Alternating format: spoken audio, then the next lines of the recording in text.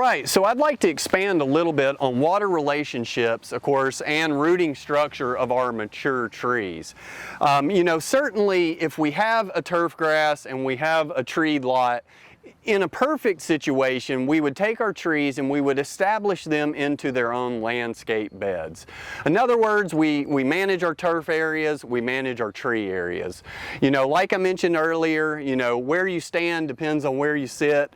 That really is true. You know, I want to manage for the trees, and of course Dr. Samples is wanting to manage for the turf. So that's really, when I go to a site, what I see is how can we best benefit that tree. But we know we're here in the Southeast and people love their turf grasses under their trees. So with that, I want to talk a little bit first about the root structure of our mature trees. Now, trees, of course, have many different types of roots, but they're not all created equally. You know, within proximity of that main trunk, we have our buttress roots, or our structure roots. And of course, these are going to be the roots that actually anchor that tree to the soil. They're usually large diameter, and this is really our no-dig zone. We know that if we come in and we create any disturbance to these major structure roots, we can have an issue of trees uprooting. Now, beyond those structure roots, we extend out to more of our transport roots, or our long-range roots. And these are going to be basically shuttling water and nutrients that are absorbed out at the absorbing root tips back to that main structure or that tree trunk. And then, of course, way out here at the drip line, you know, we often hear about the drip line being, you know, where the roots go to, and that's certainly a good starting point. But research has actually shown that upwards of 60% of the absorbing roots can actually be even beyond that drip line. Now still, I want you to think in terms of the drip line as being where those absorbing roots are. So we've got absorbing roots that are capturing water, nutrients, we've got transport roots that are funneling that towards the tree, and we've got structure roots that are supporting and anchoring that tree to the ground. So, you know, this becomes a challenge when we're compacting these soils day in and day out with mowers. That's certainly going to affect the tree. I've also seen issues where irrigation managers are challenged by this as well, because it can be a challenge to run, you know, an irrigation line through here.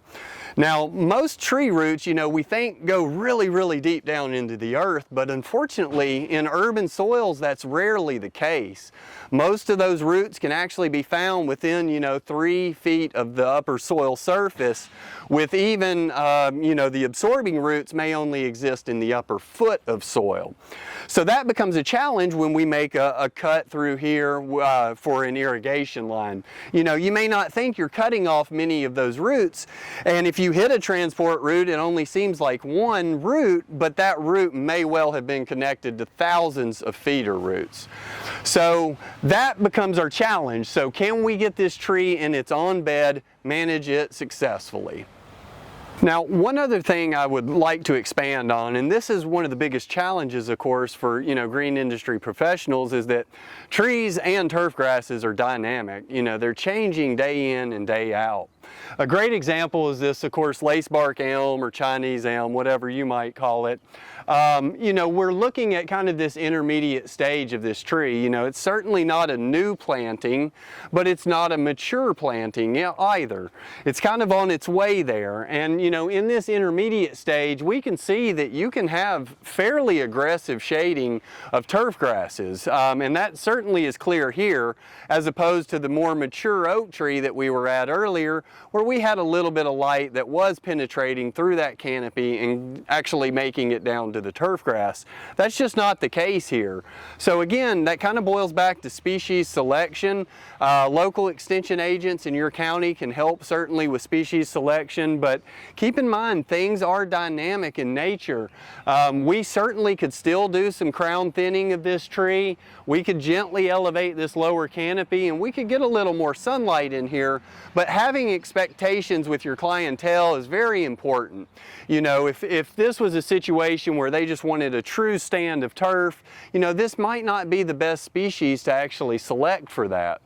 We may want to get rid of the tree and actually just keep the landscape bed that we have, whereas maybe the client's not as worried about, you know, the turf grass in this area. Well, maybe in that case we work towards benefiting the tree by extending this mulch bed out quite a ways to get us, you know, the appropriate mulch that the tree wants. And of course it reduces the stress on the turf grass as well. Well, now here we are in an area of the turf that is in full sunlight.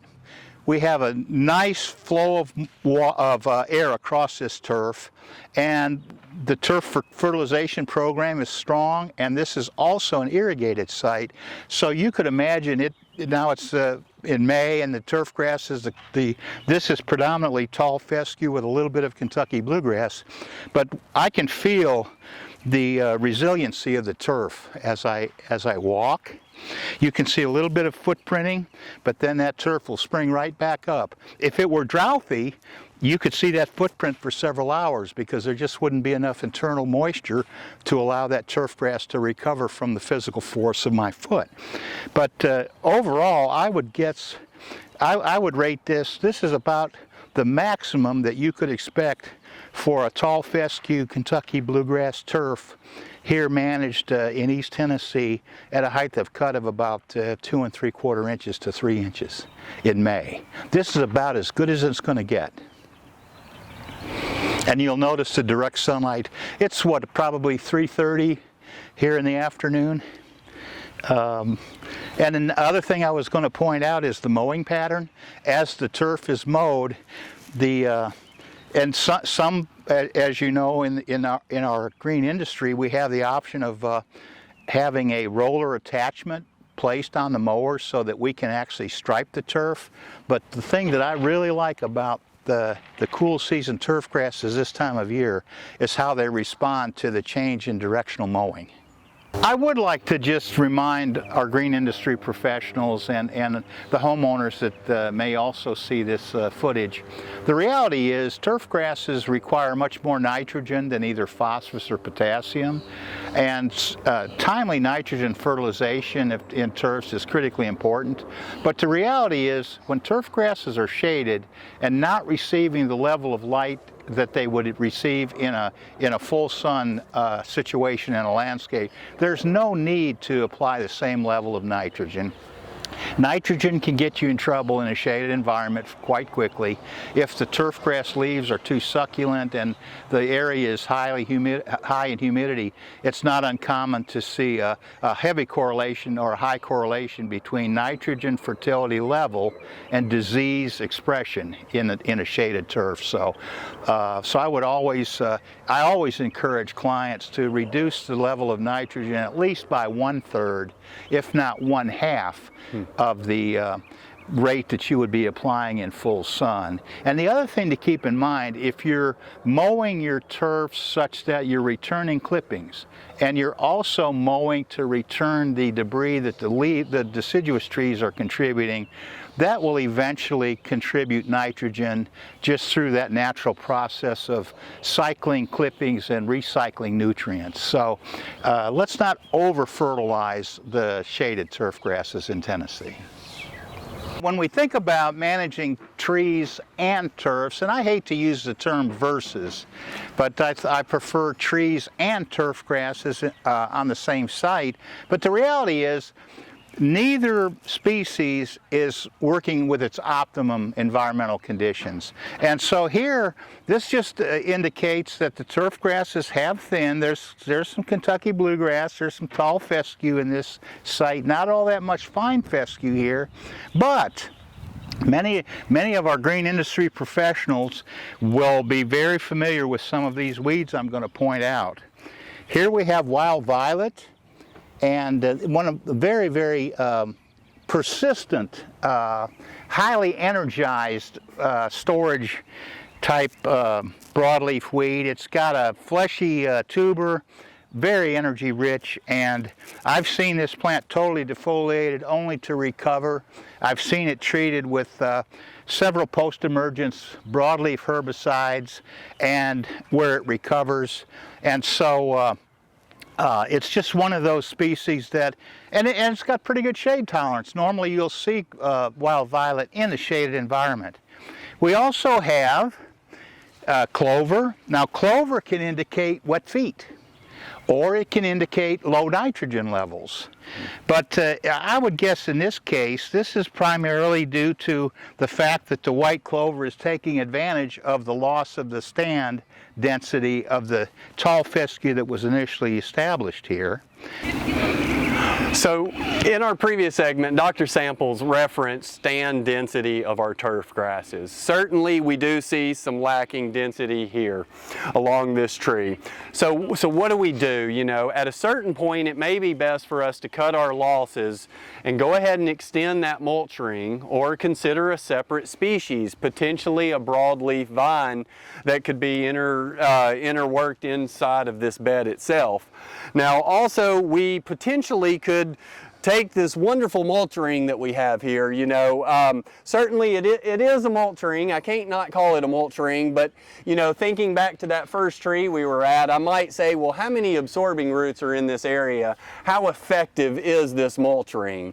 Now the good news is it's probably only here to keep weed eaters out of this area, which I can highly, you know, really, I'm happy to see that.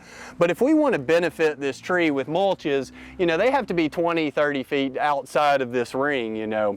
Rather than maybe managing these weeds, trying to get these out of here and forcing back in another turf grass or another round of seeding or sod, you know, I've seen people throw a ton of money away just trying to get grass to grow under a sugar maple. You know, sometimes it's better we cut our losses, extend our mulch rings, maybe if it's only 5 or 6 feet this year, go ahead and do that, and then we don't have to manage this area quite as aggressively. We also see challenges once this stand density continues to drop, like Tom had mentioned, is we certainly can have surface roots, and surface roots are always a challenge in the landscape. And there again, that really kind of shows further support as to why we ideally could just get our tree roots protected in a mulch bed. So we've officially moved over to a sugar maple now. I know I've been saying sugar maple nonstop, but we've actually made it over to one. And the reason I say sugar maple is because they are a species that cast just tremendously heavy amounts of shade. You know, we've seen it time and time again. Many situations where homeowners want grass under sugar maples, but you know, I would argue this is a species you're probably better off with mulch underneath, for two reasons. Number one, the turf grass usually doesn't compete real well, especially with a mature established sugar maple. But number two is what we have here, you know, surface rooting, right? Now, everyone who's ever run a mower knows that there are challenges with surface roots, you know, particularly with sugar maple. Now this kind of gives me an idea that the tree is probably suffering from compacted soils in this area. We often see tree roots come up to the soil surface and, you know, of course they're seeking air. They have to respire much like the tree itself does. So as those roots come up to the surface or grow near the surface, they of course get larger in diameter each and every year, and oftentimes they will make their way up until, you know, they wind up getting nicked by individual mowers time and time again. So this is a situation where I certainly, you know, am challenged. I get a lot of calls about, Lee, how do I fix these surface roots? How do I fix these? The best way to fix a surface root is generally going to be taking your mulch out to your longest surface root, as opposed to trying to get a turf grass back into a heavily compacted, heavily shaded stand here. Lee, I know you've talked with a lot of homeowners in Knox County and East Tennessee, and also working with our green industry professionals a lot about how can we improve the environment in which turf grasses and trees grow collectively. The reality is on a site like this, we're adjacent to a picnic pavilion here, and so it's pretty obvious that these soils have become compacted. Absolutely. The turf grasses have thinned. We've got the species of sugar maple, and we're followed by two red maples behind us, and very close to the root competition is severe.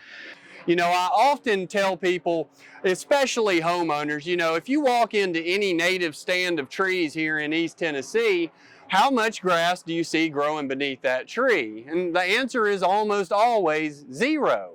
And then that kind of enlightens that homeowner to, well, maybe I should see some mulch. You know, in a forest setting, there's 10 inches of leaf litter, fallen logs, twigs, sticks. All of that duff is just sitting on that soil surface. So, you know, as Tom mentioned, we're seeing mosses, which is not a great sign. That gives us a good indication that we probably do have a pretty poor soil here. So if we can just extend this entire bed, maybe make it something whereby we could make this kidney-shaped mulch ring so that we encompass all three of these trees. Not only is that going to keep the mowers off of the root zone every week, but it's really over the long haul going to benefit soil structure. It's going to build up these trees over the long run.